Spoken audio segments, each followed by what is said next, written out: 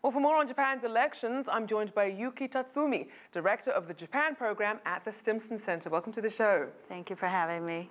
So if, as widely expected, Shinzo Abe remains in control of Japan's parliament, how will that affect the economy? I think for now, I think the Japanese public really like the stability, the political stability that Abe's government has been giving them. So I think it would actually have a positive effect on the economy. If you may not see the drastic improvement, but then I think corporations and business sector would definitely like the continuation of the stability in the country. And certainly they have a lot to be celebrating. The economy in Japan is progressing, stock market at a 20-year high. But how much of that is due to Abenomics versus other factors? I think it's more, it has more to do with other factors, mainly the political stability in the country. Abenomics, we can talk about it further later if you wish, but is kind of an incomplete process, if you will.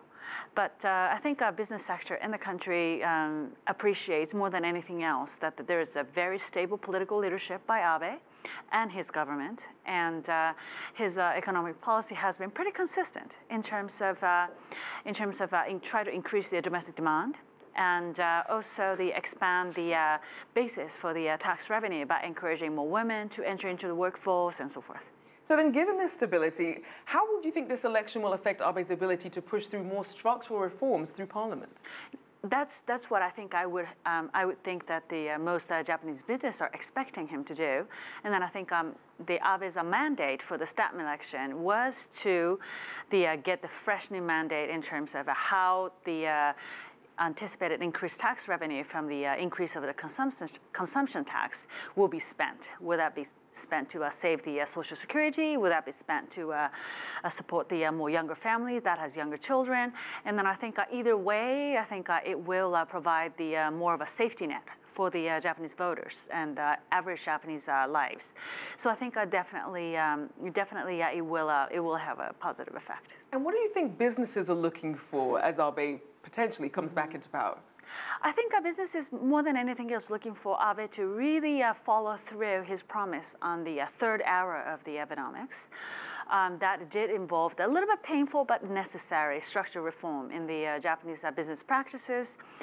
He has already kind of started introducing some of the reform by encouraging more women into the workforce, and then also encouraging better work-life balance amongst the corporate workers. So I think the business sector would anticipate him to be on the same path. Now let's explore the so-called three arrows, for people who aren't familiar: monetary easing, fiscal stimulus, and structural reforms. Where do each of those stand at the moment? So I think the first two arrows of Abenomics, I think he had stayed on course for that, and then I think that actually has a lot to do with Japanese stock market seeing the increase that we have been witnessing for the past several quarters. But then I think the third and most critical will be the structural reform. Whether Abe can push through his agenda in terms of to reconstruct the Japanese economy to be more open for competition, more open for globalization, and more open for more fluid labor force, and more fluid for a diverse way of working by the average Japanese employees. So I think that I think still has to remain to be seen. But I think he should take, if his ruling coalition wins the election, he should take this victory as a mandate for him to push through that agenda above everything else. And just quickly, are there any underlying challenges that you see in the Japanese economy that we perhaps should be paying more attention to? I think the biggest issue that comes to my mind is the rapidly aging society that Japanese has.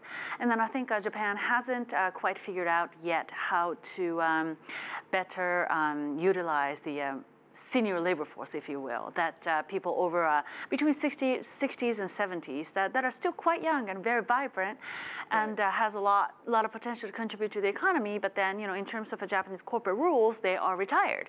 So how to tap into that, and then also how to provide the greater support for the working mothers, I think, especially with the younger children, and how to provide the better support for the household that has school-age children. I think that would be some of the issues that comes to my mind. Unfortunately, we'll have to leave it there. Thank you so much for joining us. Thank you Yuki Tatsumi, Director of the Japan Program at the Stimson Center.